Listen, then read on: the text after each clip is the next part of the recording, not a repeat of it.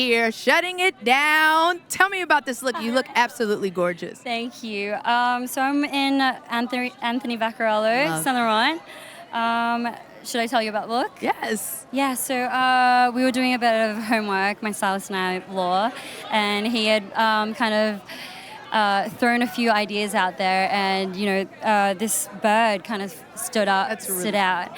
And because of the theme of the Met this year, it helped us me do the homework and kind of learn a bit about the history of Saint Laurent, in which I've worked with for so many years, and it was a privilege to kind of learn all this inspiration that YSL had with art. And back in the day, Yves Saint Laurent kind of got inspired by the birds, and with my homework being done, I hear it's still being painted.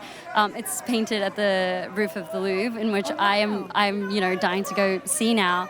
And so we just thought it was so inspiring to see how they've kind of used art to create these symbols and icons that kind of represent, the name Yves Saint Laurent. And I've also noticed Anthony, has used that in his latest collections, and it's so inspiring to see how he recreates that and kind of rebirths that on and on and on. It was really fun to see how he placed the bird on this incredible silhouette that he, effortlessly does all the time. And so, so this is it, and I'm just blown away. And Tiffany is here. The jewels. It's helping the bird, I feel like.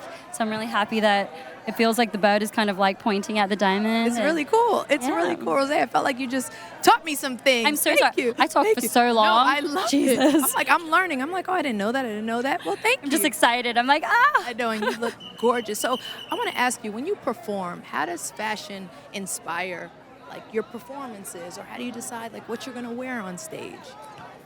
I think it's kind of a mood. I feel like every artist is just yearning to express a version of themselves, whether that's a public version of themselves or a private version of themselves.